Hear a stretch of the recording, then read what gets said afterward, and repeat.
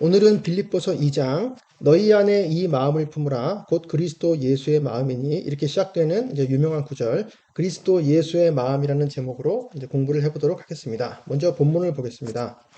5절에 너희 안에 이 마음을 품으라 곧 그리스도 예수의 마음이니 이렇게 되어 있죠. 이게 직역해 보면 이 마음을 품으라 이렇게 한 것은 이것을 너희는 너희 안에 이것을 마음에 품으라 이런 뜻입니다. 마음에 품으라, 마음에 생각하라. 이 마음에 품으라, 마음에 생각하라, 마음을 품으라라고 번역된 요 헬라어 단어는 이제 동사 프로네오거든요. 프로네오는 이 뜻이니까 마음 생각하다라는 뜻인데 가슴으로 생각하다, 마음으로 생각하다, 이제 마음에 품다, 마음의 태도를 말합니다. 이런 어떤 마음의 태도를 가지고 생각하는 것을 말합니다. 이 프로네오라는 말은 이제 프렌이라는 곳에서 왔는데요. 프렌은 가슴이라는 뜻입니다. 가슴. 이것과 비교되는 것이 이제 마음인데요. 이 마음이라는 단어는 카르디아라는 단어가 따로 있어요. 카르디아는 하트죠. 근데 이 프렌은 하트와는 약간 다르고 가슴인데 생각하는 기관입니다. 생각하는 곳입니다. 그래서 가슴으로 이렇게 그래서 그거를 우리는 흔히 이제 마음이라고 하니까 이제 마음에 품으라, 마음에 생각하라. 그러니까 마음과 생각이 합쳐져 있는 이런 뜻입니다. 마음의 태도, 마음의 자세를 말하는 것이죠. 너희는 너희 안에 이것을 마음에 품으라. 그리고 곧 그리스도 예수의 마음이니, 그러니까 그리스도 예수의 마음은 이제 의역이고요. 그것은 바로 이것은 그리스도 예수 안에도 있는 것이다. 있는 것. 그리스도 예수 안에도 있는 것. 그러니까 너희 안에도 이것을 마음에 생각하라는 것이죠.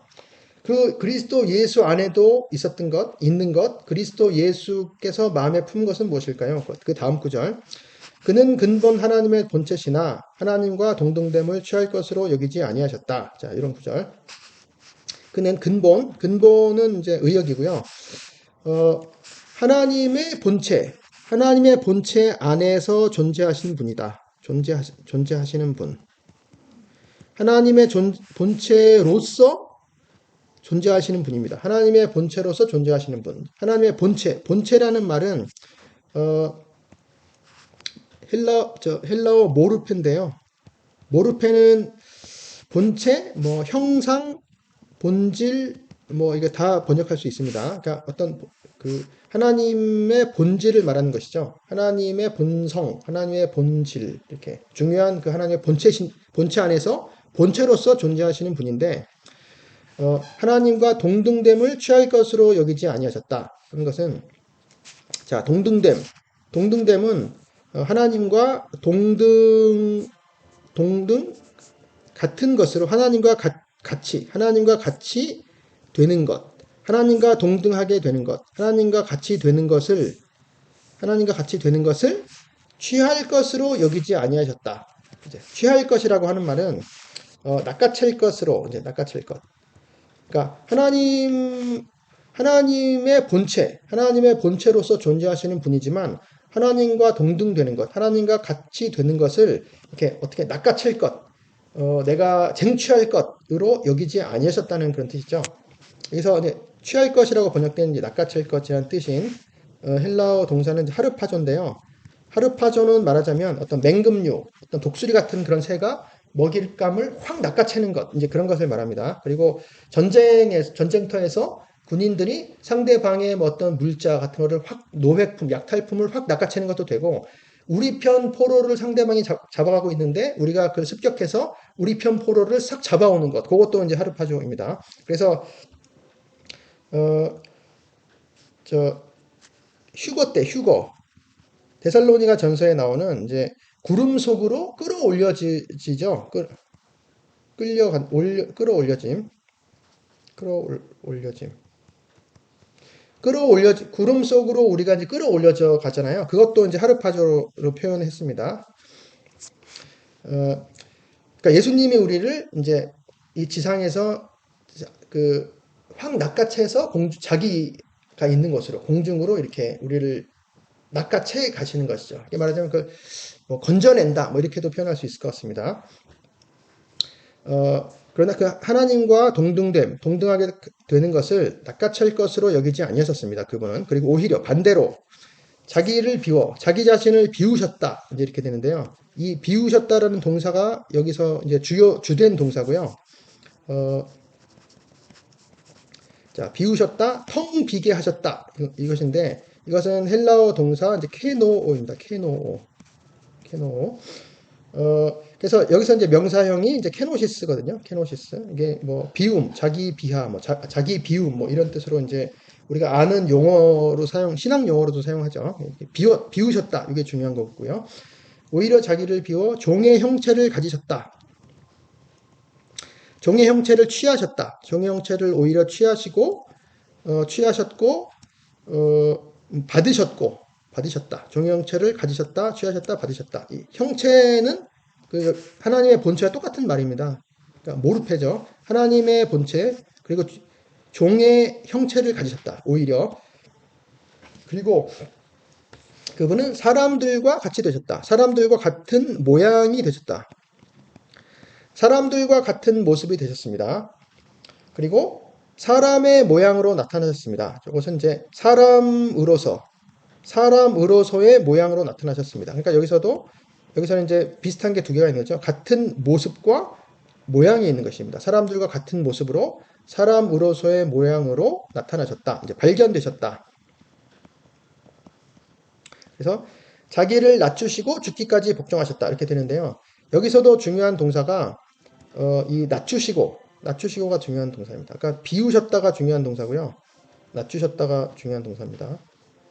낮추셨다는 타페이노 헬라어 동사 타페이노인데요. 타페이노. 이것은 이제 낮추다라는 말도 있고 낮게 하다, 겸손하게 하다는 말도 있습니다. 겸손하게 하다. 자기를 낮추셨다. 그리고 죽기까지 복종하셨다. 순종하셨다는 것이죠. 누구한테 순종하셨을까요? 하나님께 순종하셨다. 자신의 죽음까지 낮추셔서 어디까지 낮추셨냐면 자기가 죽기까지 순종하셨습니다. 그 죽음은 어떤 죽음이냐면 십자가의 죽으심입니다. 십자가의 죽으심까지 이제 순종하신 거죠. 그렇게 낮추신 거죠. 그래서 하나님은 예수님은 가장 높은 곳에서 점점점 낮아지고 종의 형체를 가지시고 사람의 모양으로 되시고 거기서 사람 중에서도 더 낮은 것으로 가장 밑바닥으로 심지어 십자가의 죽으심까지 순종하고 낮아지신 것을 말합니다. 여기서 그 사람의 모습과 사람의 모양으로 나타나셨다. 이것은 이제 창세기가 연상되는 장면인데요. 자, 우리가 잘 아는 창세기 1장. 하나님께서 사람을 이제 만드셨을 때 하나님이 이르시되 우리의 형상을 따라 우리의 모양대로, 그러니까 하나님의 형상을 따라 그리고 하나님의 모양대로 우리가 사람을 만들자 이렇게 된 것이죠. 그래서 다스리게 하자. 그래서 하나님이 결국에 자기 형상 곧 하나님의 형상대로 사람을 창조하시되 남자와 여자를 창조하셨다. 그러니까 하나님께서는 자신의 형상대로 사람을 창조하셨거든요. 그러니까 그것이 이제 사람에게 영광을 주시기 위해서, 왜냐하면 하나님의 형상이 영광스러운 형상이기 때문에 사람에게 영광을 주기 위해서 자신의 형상대로 사람을 창조하신 거죠. 근데 그것과 비교해서 이제 성자 하나님이신 예수님은 원래 하나님의 본체로 존재하시는 분인데 사람의 모습으로, 사람과 같은 모습으로, 사람의 모양으로 나타나셨어요. 그러니까 그게 바로 자신을 낮추신 거죠. 이제 그 창세기와 비교가 되는 그런 장면이고요. 그래서 그 결과가 어떻게 됐냐? 이제 그 후반부. 이러므로 하나님이 그를 그러니까 지극히 높이셨죠. 계속 낮아지셨기 때문에 이제는 하나님께 높게 해주시는 겁니다. 높여주시는 겁니다. 그를 지극히 높여 모든 이름 위에 뛰어난 이름을 주셨다. 이렇게 돼 있고요. 그래서 하늘에 있는 자들과 땅에 있는 자들과 땅 아래에 있는 자들로 모든 무릎을 예수의 이름에 꿇게 하셨다. 이렇게. 하나님께서 그 뛰어난 이름을 주신 것은 그냥 주신 게 아니고 은혜로 주신 겁니다. 은혜로 선물로 주셨습니다. 그러니까 이게 뭐와 비교되냐 하면 어, 예수님께서는 이 영광스러운 이름을 하나님과 동등되고 영광스러운 이름을 취할 것, 이 낚아챌 것, 어떤 쟁취하고 이렇게 자기가 얻어낼 것으로 여기지 아니하셨던 얘기죠. 그리고 오히려 낮추시고 순종을 하셨더니 하나님께서 은혜로 선물로 그분께 가장 높은 이름을 주셨다라고 하는 것이죠.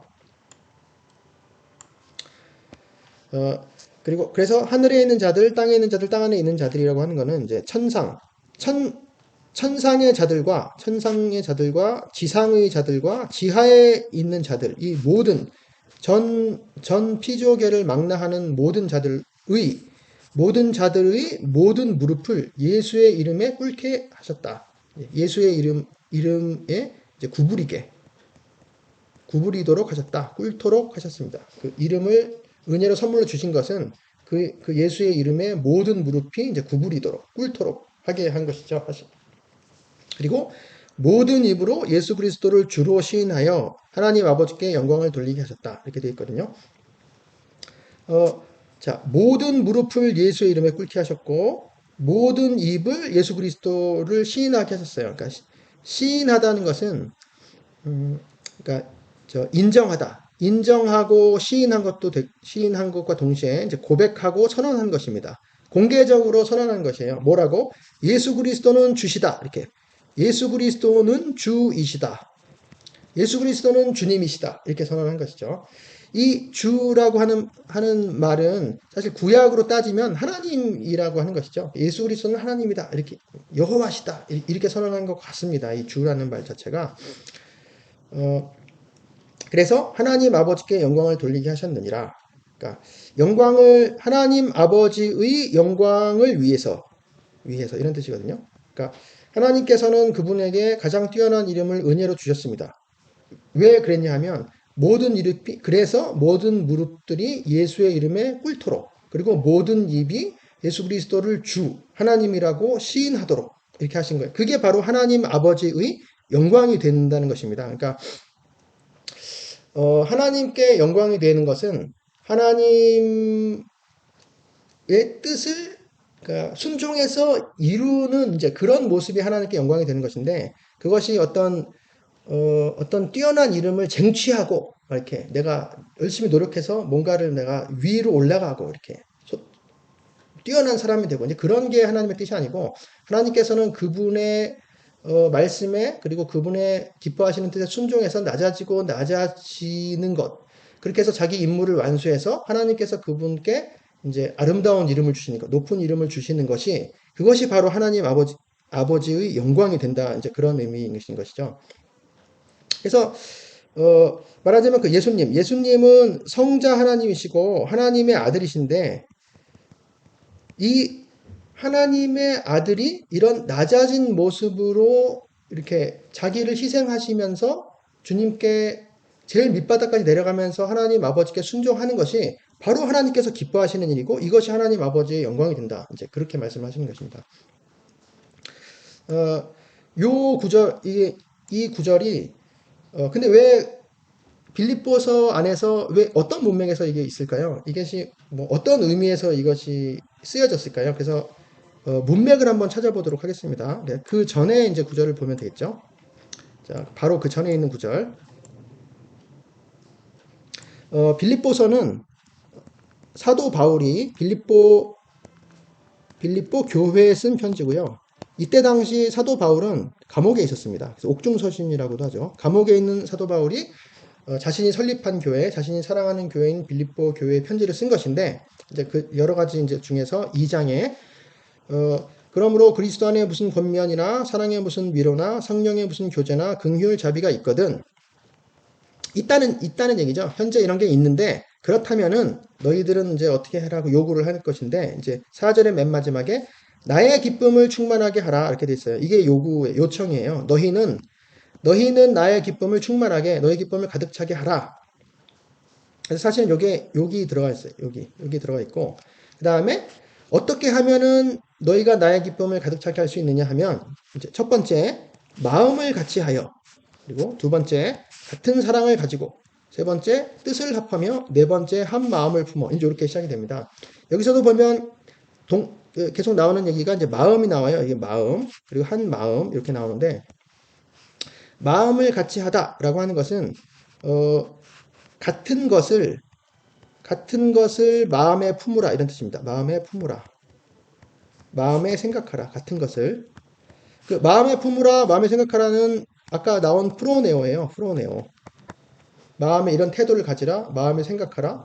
그것은 바로 그리스도 예수의 마음가 품으신 마음이죠. 여기서 너희 안에 이 마음을 품으라. 이게 프로네오죠. 이 마음을 품으라. 이것을 너희 안에 마음을 품으라. 이것을 똑같은 것이죠.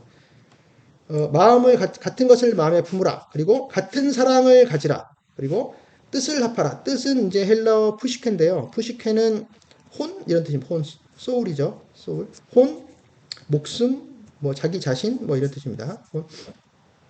뜻을 합하라. 그러니까 같은 혼을 가져라. 합하라. 뜻을 함께하라. 혼을 함께하라. 그러니까 만약 혼연일체가 되라는 얘기죠. 혼연일체. 혼연일체 그리고 일심동체가 되라. 마음을 합하라라고 하는 것도 그런 얘기죠. 마음을 같이 하라. 일심동체, 혼연일체, 한 마음 한 뜻이 되라. 그 얘기죠. 한마디로 말하면 여기서도 한 마음을 품어 이것도 하나를 하나를 마음에 품으라. 하나를 마음에 생각하라. 이런 뜻입니다. 이것도 역시 프로네오예요. 마음을 생각하라. 프로네오. 그러니까 이게 같은 것, 마음을 같이 하라. 한 마음을 품으라. 거의 같은 말이죠. 같은 것을 마음에 생각하라나 하나를 마음에 생각하라나 같은 것이죠. 하나는 이제 같은 하나를 말하는 것이죠. 이런 것을 미리 얘기를 하고 뒤에 이제 그리스도 예수가 그렇게 생각했다. 그렇게 마음에 품었다. 이제 이렇게 얘기를 하려고 하는 것이죠. 아무 일에든지 다툼이나 허영으로 하지 말고 이렇게 다툼이나 허영으로 말고 다툼은 이기적인 분쟁을 말합니다. 이기적 분쟁, 이기적 다툼, 이기적인 어떤 분열 같은 걸 말하는 거죠. 이제 편을 갈라서 싸우는 걸 말합니다. 허영은 잘 알듯이 헛된 영광을 말합니다. 다툼이나 허영으로 말고 오직 그 반대로 겸손한 마음으로 또 마음이 나왔죠. 겸손한 마음. 겸손한 마음이라는 것은 아까 그 낮아진 마음을 말합니다. 낮아진 마음, 낮아진 생각, 낮아진 마음 품음, 낮아진 마음의 태도. 그러니까 이것이 그 아까 저 타페이노 그러니까 예수님께서는 자신을 낮추셨다 하는 그 말이죠. 낮아진 겸손한 마음, 낮아진 마음으로 각 사람은 자기들 자신보다 서로들을 더 낮게 여기라. 낮게 여기라고 하는 것은 나보다 다른 사람이 더 낫다. 더 뛰어나게 여기라.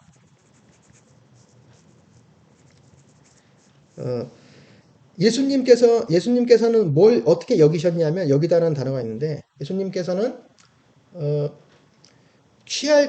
하나님과 동등됨을 취할 것으로 여기지 아니하셨거든요. 이제 그런 것처럼 우리도 서로들을 나보다 저 사람이 더 낫다, 더 뛰어나다, 더 탁월하다, 뭐 이런 식으로 여기라는 얘기죠. 그러니까 교만하게 올라서지 말아라, 높아지지 말아라고 하는 것이죠. 낮아진 마음을 가지라는 얘기죠. 그래서 각 사람은 자기의 일을 돌볼 뿐 아니라 또한 각각 다른 사람의 일을 돌보아 그래서 결국 나의 기쁨을 가득 차게 하라 이렇게 됐는데 자기 일을 돌볼 뿐더러 이것은 이제 직역하면 자기 일만 돌보지 말고 각각 다른 사람들의 일도 돌봐라. 다른 사람들의 일도 살펴봐라. 그러니까 자기 좀 이기적인 그런 모습을 갖지 말고 다른 사람도 좀 살펴봐라. 이런 뜻인 거죠. 자, 배경을 잠깐 살펴보면 그러니까 빌립보서 4장 이제 끝부분에 가서 이제 이런 얘기가 나오거든요. 바울이죠. 내가 유오디아를 권하고 순두개를 권한다. 주 안에서 같은 마음을 품으라. 또 마음을 품으라 또 나오죠. 자, 마음을 품으라. 이것도 프로네오예요. 프로네오라는 말, 마음을 품으라, 마음에 생각하라. 이 말이 빌립보서에서 제일 많이 나옵니다. 주 안에서 같은 같은 것을 마음에 품으라, 마음에 생각하라 이런 뜻입니다. 그러니까 유오디아와 순두개는 여자 이름인데 이게 유오디아와 순두개는 빌립보 교회의 두 여자 지도자였던 것 같아요. 그래서 그 이 두 여자 지도자가 서로 싸웠던 것 같아요. 이렇게 분쟁하고 반목하고 했던 것 같아요. 예. 그래서 그런 것을 사도 바울이 듣고 한 마음 한 뜻이 되라. 마음을 같이 해라. 같은 사랑을 가져라. 뜻을 같이 하고 한 마음을 품어라. 다툼이나 허영으로 하지 말고 오직 겸손한 마음으로 자기보다 남을 낫게 여기고 각각 자기 일만 돌보지 말고 다른 사람들의 일도 돌봐라. 그것이 나의 기쁨을 충만하게 하는 것이고 또 그것이 그리스도 예수 안에 있는 마음이다. 그것이 겸손한 마음, 낮추시는 마음이다. 그래서 하나님께서 그를 지극히 너무 기뻐하시고 은혜로 뛰어난 이름을 주셨다. 선물을 주셨다. 이게 이 빌립보서의 문맥입니다. 그래서 예수님 자신도 이런 이야기를 이제 하셨거든요. 복음서에서 이제 마태복음을 보면 결국에 예수님께서 하신 말씀이 인자가 온 것은 인자는 이제 저 사람의 아들, 그 사람의 아들, 즉 예수님이죠. 예수님이 스스로 여기 오신 것은 세상에 오신 것은 섬김을 받으려 함이 아니요 도리어 섬기려 그리고 자기 목숨을 많은 사람의 대속물로 주려 함이니라. 그래서 계속 낮아진다는 말씀하신 거죠. 낮아지려고 오신 거죠. 섬기려고 한다는 것은 그냥 뭐 단순히 입에 발린 말로 그냥 뭐 섬기는 그런 것이 아니고 종살이를 하시겠다는 그런 이야기거든요. 종으로서 정말 그 낮아진 곳에서 섬기시겠다는 얘기고 진짜로. 그러니까 실제로 예수님께서는 그런 삶을 사셨죠. 그리고 심지어 자기 목숨까지 이제 그 사람들을 위해서 우리를 위해서 십자가에 못 박혀서 이제 죽으신 거죠. 그 고통스럽고 수치스러운 것을 다 견디시면서 계속 낮아지시는 그런 이야기를 합니다. 그래서 예수께서 제자들에게 이제 가르치셨는데, 자, 이방인의 집권자. 그러니까 세상 사람들은 어떻게 사냐 하면, 세상 사람들은 임의로 주관하고, 그러니까 자기 마음대로 이렇게 주인 노릇을 하고, 그 다음에 권세를 부린다, 아랫사람들한테. 근데 너희는 그렇지 않아야 한다. 너희 중에 누구든지 크고자 하는 자는 너희를 섬기는 자가 되어야 되고, 너희 중에 누구든지 으뜸이 되고자 하는 자는 너희의 종이 되어야 한다. 자, 섬기는 자와 종이 되어야 된다. 이 말은 그냥 우리가 크고자 하려고, 으뜸이 되고자 하려고, 그냥 섬기는 척하고, 종 노릇하는 척하고, 그렇게 해서 결국에 목표는 으뜸이 되려고, 이제 그렇게 말씀하시는 것이 아닌 거죠. 그 예수님 자신의 삶을 보면, 예수님 자신의 삶이 바로 종의 삶을 사셨고, 그 고난으로 죽기까지 순종하시는 그런 순종의 삶을 사셨잖아요. 자, 이런 것을 보면 예수님께서는 정말 그런 삶을 사셨고 예수님을 따르는 제자들 역시 그런 삶, 낮아지는 삶.